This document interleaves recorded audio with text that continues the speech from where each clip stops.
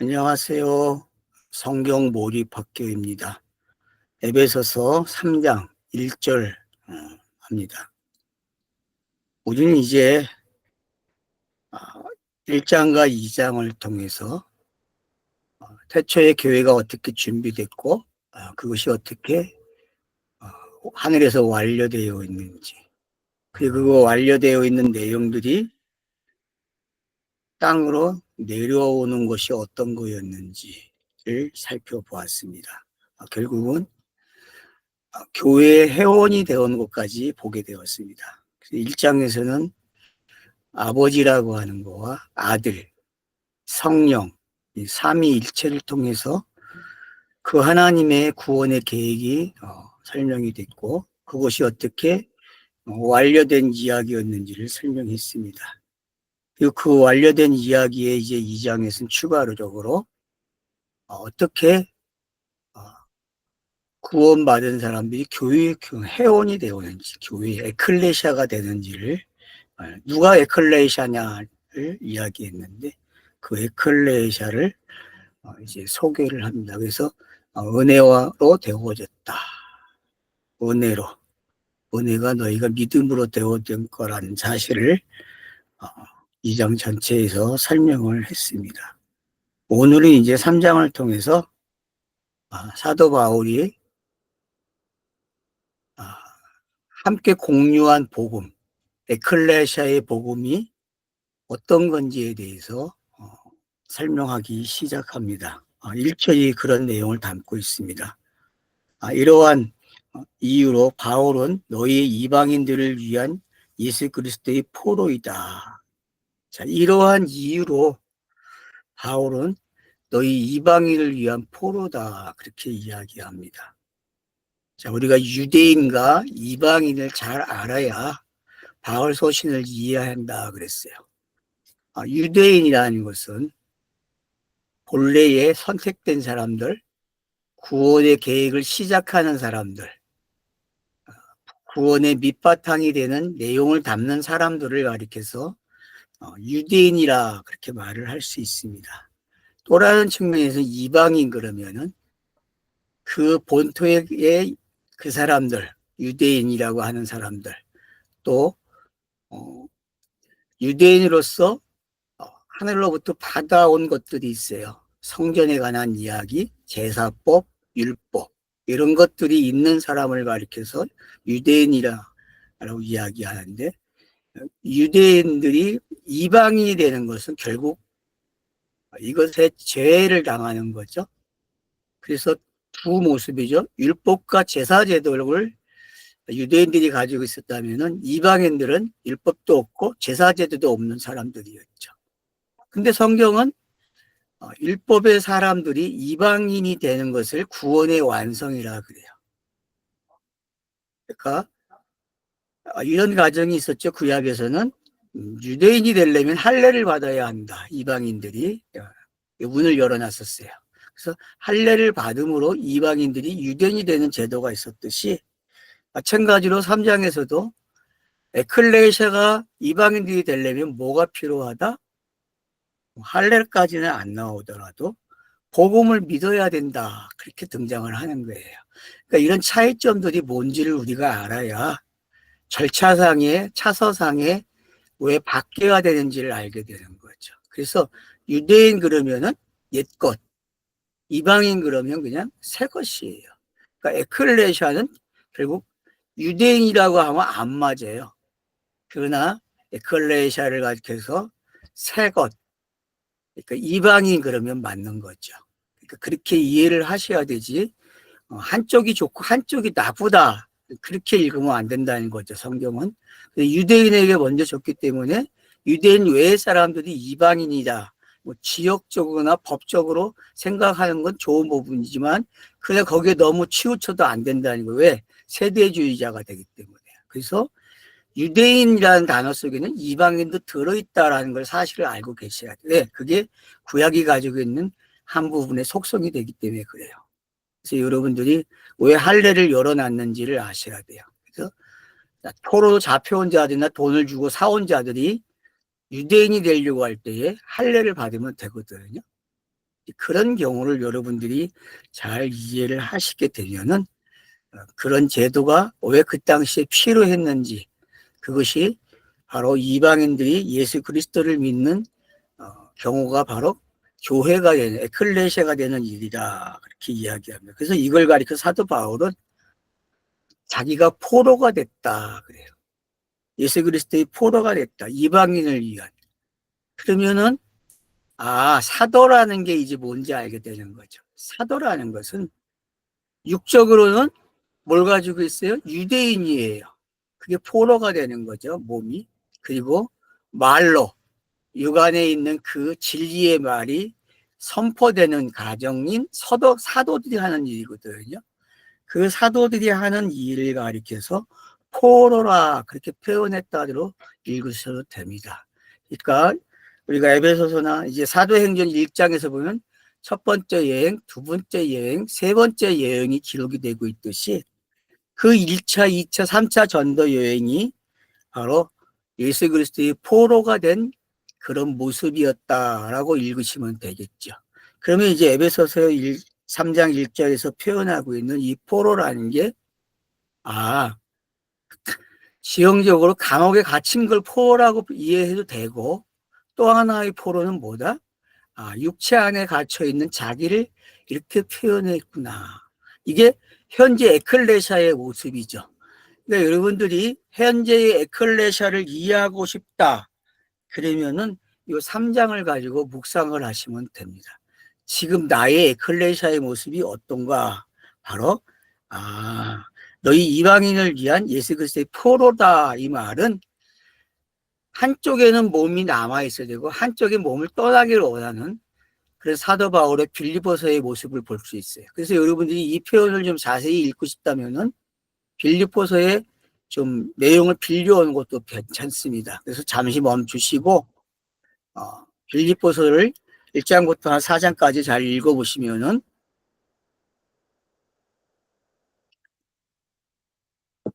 그런 내용들이 이해가 되실 수 있습니다. 그러면 이제 한번 정의를 내려봅시다요.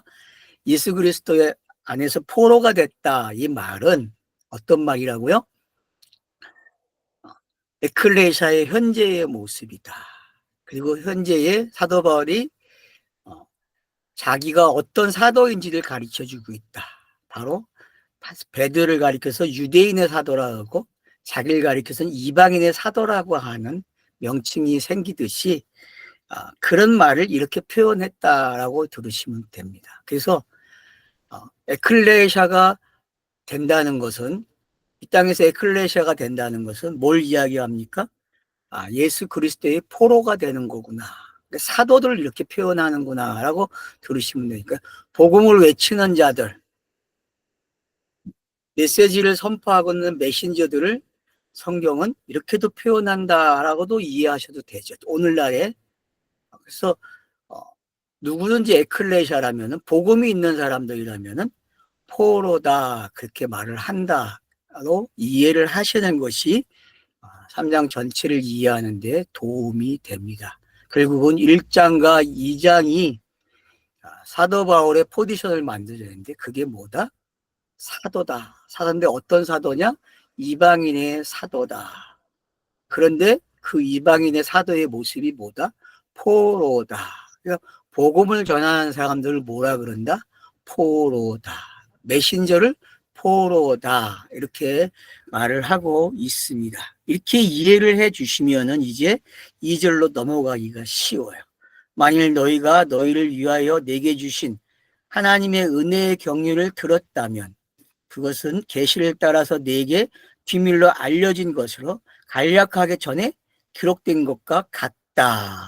자, 이제 자기가 왜 사도가 됐는지를 밝히죠. 이 말은 지금 이 글을 읽고 있는 독자들이나 또 저와 함께 나눔을 하고 있는 사람들에게 주는 힌트죠.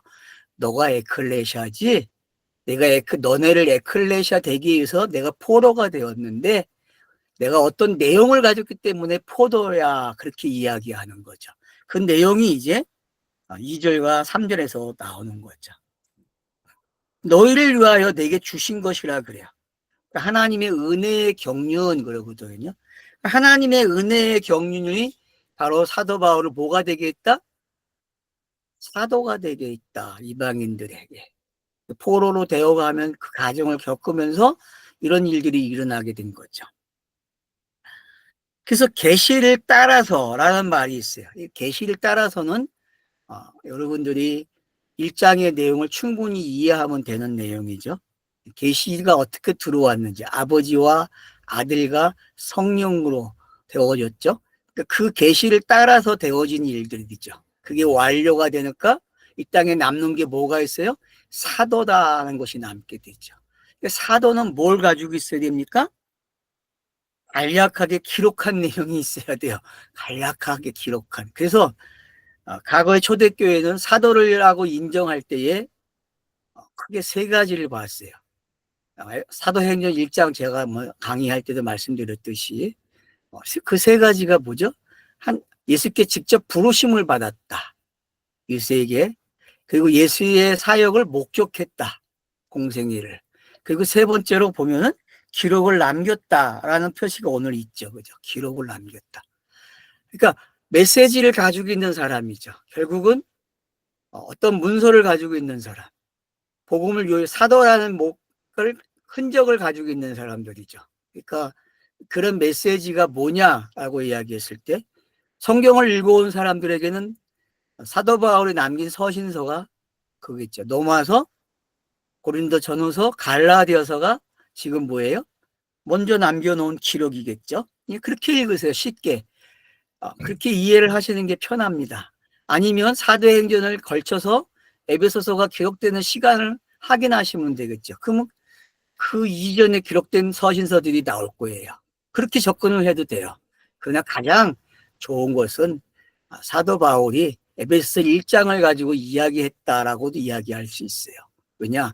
1장과 2장은 바로 사도 바울이 기록한 내용이에요. 그냥 계시를 간략하게. 간략하게 기록을 해서 남겨놨다는 거죠. 남겨놨다는 이야기는 자기가 그 계시를 추정자가 되었고 그 계시의 내용을 확실하게 알고 있다. 그러니까 에베소서 1장과 2장이 바로 바울이 되게 하는, 사도가 되게 하는 내용이었고 또 다른 얘기를 하면은 에클레시아가 되게 하는 내용이다. 이렇게 이해도 된다는 거죠. 그래서 지금 사도 바울이 자기를 가지고 이야기하는 게 어떤 건지 아신다면은 메신저가 되는 여러분, 복음을 전하겠다는 여러분도 이렇게 자기를 가정이 있었다는 것을 확인하시면 되는 거죠. 이런 가정이 있다면은 하늘로부터 허가를 받은 사람이 되는 거죠. 어떤 허가요? 예수 그리스도에 관한 복음을 전해도 된다. 이런 말을 들을 수 있는 거죠. 그래서 여러분들이 이런 제도도 있다는 걸 아시면 돼요. 하늘로부터 받는 제도. 그러나 또 땅의 사람들이 확정하는 방법이 있는데 그걸 뭐라 그래? 신학교라 그러죠. 어떤 교단에 속해서 신학을 해야 메신저가 될 수 있는 과정을 이 땅은 제도화 시켜놨죠. 그런 것도 있고 이런 것도 있구나. 사도 바울은 땅의 제도화에 걸리진 않았죠. 걸린 거나 마찬가지죠. 왜냐? 그가 핍박자가 되었기 때문에 복음을 전하는 핍박자가 되었다가 그 이후에 이제 확인 절차를 하게 되는. 그래서 항상 전도 여행을 하고 나면은 예루살렘으로 가서 보고를 하죠. 이런 일들이 있었다고 하는. 그런 사도행전에서의 보고는 뭡니까? 절차가 시작되는 거죠. 자기가 사도라는 것이 확인되어지고. 그래서 하늘로부터 받은 사도라는 인정과 땅에서 인정받는 사도가 양면이 다 측면이 필요하다는 것도 우리는 알고 있으면 좋을 것 같습니다. 그러면 이제 1절로 3절까지가 내용이 됐어요. 자, 그것을 너희가 읽을 때에, 자, 이제부터 가정이 누구에게 넘어옵니까? 에베소 교회에다 던져버려요. 내용을. 뭐라고요? 그 기록한 것을 너희가 읽을 때에 그리스도의 비밀 안에서 나의 통찰력을 이해하게 할 수 있을 것이다. 이 말은 내가 핍박자였는데 예수를 박해하는 자였는데 어떻게 변화가 일어났는지 너희는 안다는 거예요. 그리고 그 과정을 걸쳐서 내가 그런 복음을 가졌다는 걸 알게 되는 거죠. 그래서 1장과 2장의 내용이 얼마나 중요한지를 너희가 이해해야 한다라고 기록해주고 있는 거죠. 그래서 너희가 이것을 읽을 때에 그리스도의 비밀 안에서 나의 통찰력이 이해하게 되어 할 수 있을 것이다. 비밀이라는 게 어떤 건지 알잖아요. 근데 뒤에 가면 비밀도 다 설명합니다. 5절 가면. 자, 다른 세대는 사람들이 아들들이 알게 되지 않았으나 이제는 그의 거룩한 사도들과 성령 안에서 선지자로 계시된 것과 같다. 그래요. 그러니까 성령 안에서 사도와 성령 안에서 제 선지자들, 그러면 2장에서 본 내용이죠, 여러분. 이런 내용들. 그러니까 1장, 2장에서 벌써 사도와 선지자라는 단어를 사용했다는 걸 알 수 있어요. 그러니까 그건 뭐 사도와 선지자가 나왔다는 이야기는 복음이 완료된 표현이죠. 그냥 선지자 그러면은 구약을 가리킬 수 있고 또 사도들도 선지자라고 이야기하고 있거든요. 근데 그보다 더 나은 표현이 뭐예요? 사도라는 거죠. 사도는 계시가 완료된 거거든요. 이미 예수 그리스도가 이 땅에 와서 제자가 되게 하고 사도가 되게 하는 과정이 있었다는 것을 확인시켜 줌으로써 경륜이 뭔지 알게 되는 거죠.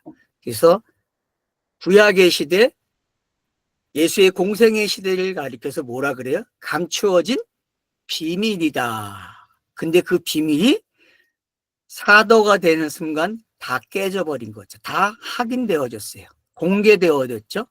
그걸 복음서를 읽고 또 서신서를 읽은 여러분들에게 지금 무슨 말 하는 거예요? 이런 사람을 가리켜서 에클레시아라 이야기하는 걸 알게 되는 거죠. 이렇게 자연스럽게 자신을 이해하는 방법이 생긴 거죠. 그래서 저자는 지금 우리에게 내가 사도 된 것처럼, 내가 에클레시아가 된 것처럼 너희도 같은 가정으로 에베소 교회처럼 에클레시아가 된다라는 사실을 설명하고 있는 거예요. 되게 차분하죠, 3장이. 그죠? 3장만 이해해도 1장과 2장이 충분한 이해를 돕고 있다는 걸 알게 되는 거죠. 다시 반복하고 있습니다. 결국은 감춰졌던 건데, 그게 비밀이었는데 공개되어져서 결국은 성령으로 내가 이렇게 뭐가 됐다? 사도가 됐다라는 사실을 잘 가르쳐주고 하는 거죠. 그래서 그리스도의 비밀 안에서 나의 통찰력을 이해하게 할 수 있을 것이다. 그러니까 사도가라는 걸 이해가 된다면은 지금 너의 포지션도 이해가 된다라는 말을 하고 있습니다. 그래서 사도의 시대가 끝난 것이 아니라 지금도 사도의 시대는 진행되고 있다는 사실을 우리는 잘 알고 있습니다. 아직 몸 안에 수분이 충분하지 않은가 봐요. 계속 물이 땡기고 있어서 죄송합니다.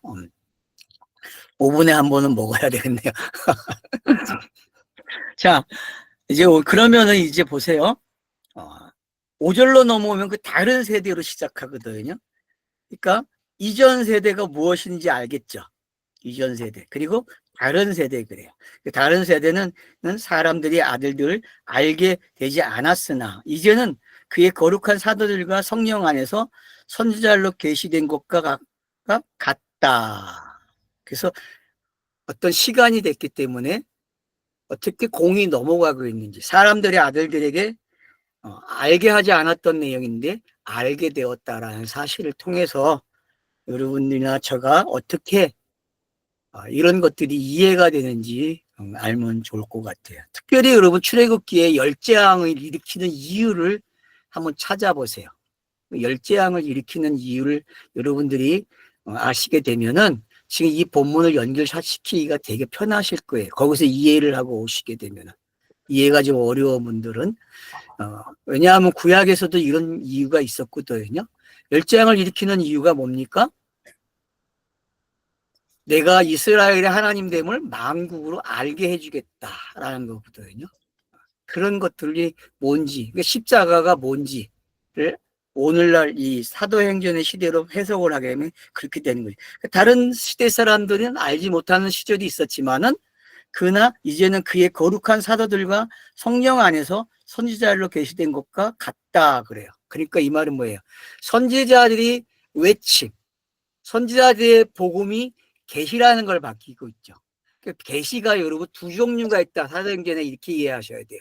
하나는 과거의 계시, 과거의 계시.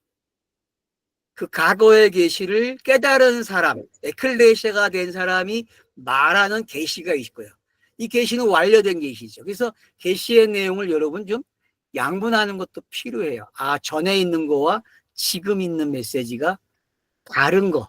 그래서 완료된 게 어떤 내용인지. 그래서 과거와 현재의 메시지가 어떻게 믹스가 되고 있는지를 설명함으로써 카이로스의 시간이 뭔지를 잘 이해할 수 있게 해주고 있다. 그렇게 이해하셔도 되겠습니다.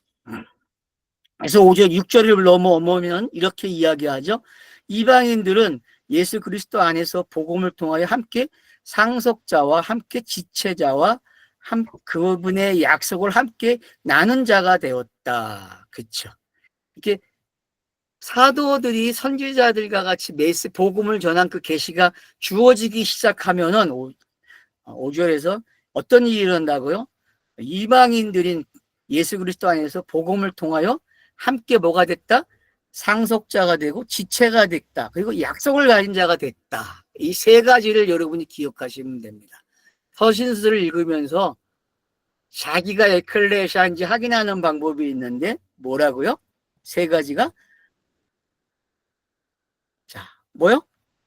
지체가 됐다. 상속자가 됐다. 그 다음 뭐요? 약속을 함께 나누는 자가 되었다. 요 세 가지 특징이 뭘 만들어준다고요? 에클레시아, 구원을 받았는지를 확인해 주고 있다는 것을 아시면 됩니다. 그래서 사도행전 시대 이후에는 사람들에게 복음을 전하는 게 얼마나 중요한지 알게 되는 거죠. 그건 로마서 10장에서 이미 살펴본 내용이었죠. 그러니까 복음을 전하는 자가 있기 때문에 결국 그 복음 전하는 자들로 인하여서 성령 안에서 선지자들이 계시된 내용이 있게 되는 거죠. 그러니까 선지자들에게 성령으로 복음이 전파된 사람들에게 일어난 일들이 뭐냐라고 할 때 바로 그들을 뭐라 그래? 그리스도 안에서 복음을 통하여 함께 상속된 자다. 그리고 함께 지체된 자다. 그리고 약속을 함께 나누는 자다. 이런 말씀이 있다는 사실을 기억한다면은 성도의 교제가 뭔지 알게 되는 거죠. 성도의 교제는 결국 약속의 말씀을 함께 나누는 거다라고 말씀을 드리는 거죠. 근데 지금 뭐 하는 시간이냐? 제가 뭐 하냐? 약속의 말씀을 함께 나누고 있다. 이렇게 보셔도 되는 거죠. 이게 에클레시아의 특징이라는 거죠. 에클레시아는 그래서 말씀을 읽는 시간이 필요하고 그 말씀을 읽은 것을 함께 나누는 것이 필요하다라는 사실이 여기서 우리가 한번 볼 수 있는 시간이 되는 거죠. 그 다음에 이제 7절로 가게 되면은 이것으로, 이 복음으로 하나님의 은혜와 선물을 따라서 나는 일꾼이 되어졌으니 그분의 능력의 일하심을 따라서 내게 주신 것이다. 그러니까 사도 바울이 어떻게 사도가 됐고 어떻게 비밀을 가졌는지 이제 이해가 되죠. 비밀을 깨닫는 자가 되었는가를 잘 설명했죠. 그런 과정을 거친 자가 지금 이방인들에게 복음을 전하면서 자기와 같은 일이 일어나게 하는 게 뭔지를 잘 설명해 준 거죠. 잊지 말아야 됩니다. 자기가 에클레시아가 된 게 뭐다? 은혜로, 복음의 은혜로 되어졌다라는 사실을 잊으면 안 되죠. 그래서 여러분들이 7절에다가 밑줄을 그어 놓으셔야 돼요. 7절에다가 은혜로 된 것입니다. 그럼 왜 은혜로 됐다고 말할 수 있습니까? 2장 1절에 있는 말씀이 잘 설명해 주고 있는 거죠. 2장 1절이 보니까 허물과 죄로 죽었던 너희를 다시 살리셨다라는 그 두 동작이 뭔지 알게 돼요. 죽었었던 동작과 살리는 동작이 어떻게 일어났는지. 그래서 예수 그리스도가 선동작이 되고 그 후에 우리가 은혜로 뭐가 됐다? 이제 사도 바울이 사도가 된 것처럼 은혜로 저와 여러분이 뭐가 되었다? 에클레시아가 되었다. 구원받은 자가 됐다. 이렇게 이해를 하게 되는 거죠. 요한복음 3장의 거듭남이 이런 방식으로 사도 바울이 설명했다고 설명해도 되는 거죠. 그래서 요한복음 3장과도 여러분들이 이 에베소서 3장을 지금 1장에서 7절까지의 이 내용을 읽으시면 좋을 것 같아요. 그러면은 예수가 왜 모세의 등 뱀을 가지고 오고 있는지, 거듭남을 이야기하면서 그런 것들이 왜 결국은 영생이 뭔지 알게 되는 거죠. 이것처럼 영생을 가졌다는 것은 결국 거듭난 것이고, 거듭났다는 것은 결국 에클레시아다. 그래서 복음은 누가 전하느냐? 비밀을 깨달은 자만이 되는 거죠. 그래서 예수도 그리스도가 됨으로 복음을 전하는 자가 되었고, 사도들도 제자에서 사도가 됨으로 되어졌고, 그래서 성령이 임하는 장면이 사도행전 2장에 기록이 됐다는 거 여러분들이 아시면 되죠. 그럼 우리에게 성령이 임하는 그 시간은 언제일까요? 그거는 누구와 다 동일할 수 없습니다. 각각에 따라 달라지겠죠. 저는 성경을 읽을 때 일어난다, 그렇게 말씀을 드리고 싶어요. 여러분들이 주자장차 그냥 계속 성경을 읽어내시면은 본인만이 자기가 에클레 되는 시간을 확정해 볼 수 있겠죠. 짐작적으로. 그러나 그렇게 가다가 보면은 자기가 영적인 사람이 된 것이 언제인지도 확인할 수 있는 시간이 되겠습니다. 그래서 1절로 7절까지의 내용이 무슨 내용이었다? 결국 자기가 사도가 어떻게 되었고, 지금 사도로서 이방인들에게 왜 복음을 전하게 됐는지, 그런 상황을 설명해 주면서 너희도 나와 같은 과정을 겪어야 한다는 사실을 설명해 주었습니다. 자, 8절로 넘어갑니다. 자, 모든 거룩한 자들에게 가장 작은 나에게 이 은혜가 주어진 것은 측량할 수 없는 그리스도의 부요하심을 이방인에게 전하게 하시고, 자, 은혜로 주어진 것을 이제 어떻게 한다고요? 전하기 위해서다. 이방인의 사도가 되기 위해서다라는 것을 밝히고 있습니다. 우리가 에클레시아가 된 것은 뭘 하라는 겁니까? 복음을 말하라, 그 얘기죠. 복음을 전하라, 그 얘기죠. 이게 그 8절은 그런 면에서 어떤 건지 알게 돼. 이 선물이 뭔지 알게 되는 거죠. 사도 성도들에게 일어난 이 가장 큰 사건, 자기에게 일어난 이 큰 사건을 어떻게 한다고요? 나누어 주기 위해서, 측량할 수 없는 그리스도의 부요하심을 이방인에게 전하기 위해서 되어졌다라고 설명을 하고 있는 거죠. 지금까지 복음이 이렇게 여러 모습으로 다가왔지만 어떻습니까? 에베소서가 나에게 주는 이 복음의 메시지가 사도 바울이 경험한 메시지고 또 깨달은 말씀이에요. 이처럼 오늘날의 메신저들도 이런 강력한 믿음의 확신이 있어야 한다는 거죠. 은혜로 됐다. 내가 지금 이렇게 말하는 것은 뭘로 됐다? 은혜로 됐다. 이 말씀을 측량 없는 그리스도 안에서 부요하심을 가지고 저 말을 하고 있는 거죠. 자, 10절 보세요. 창조하신 모든 것들을 하나님 안에서 영원부터 무엇이 숨겨진 비밀의 경륜인지를 모든 것들을 밝히셔서, 맞죠? 에클레시아는 이런 상태예요, 여러분. 에클레시아가 누구냐? 또 사도 바울의 에클레시아인지 사도인지 확인되는 내용들이 바로 이 9절에 있다는 것을 이해하시면 되겠습니다. 그러니까 창조하신 모든 것들이 하나님 안에서 영원부터 무엇이 숨겨진 비밀의 경륜인지를 모든 것을 밝히셨다. 이게 성경 읽기 하는 이유죠. 여러분, 성경을 왜 읽어야 됩니까? 이런 가정이 다 기록된 것이 성경이에요. 창세기서부터 지금 이 에베소서까지 오는 내용이 이 내용을 너무나 차분하게 잘 담고 있다는 거죠. 그래서 에베소서 오면요, 이게 그냥 술술 읽어져요. 그러면서 박수를 쳐요. 그래, 내가 이런 사람이었어.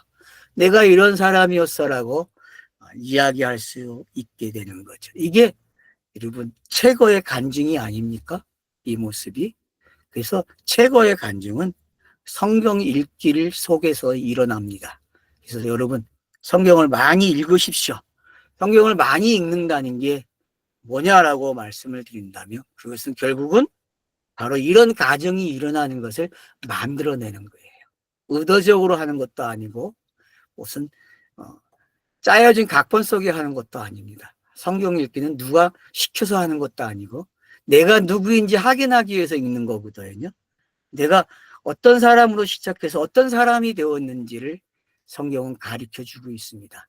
그 과정을 아는 사람은 사도라 그러고 깨달았으면 그게 사도죠. 그래서 말하는 자가 된 거죠. 뭐를 감추었던 비밀을 깨닫고 그 국률하심으로 은혜로 구원받은 사람이 말을 해야 돼요. 뭐를?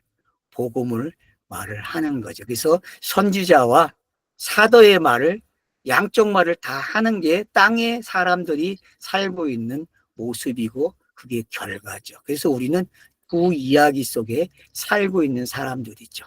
예, 감사합니다. 여기까지 하고 쉬었다 하죠.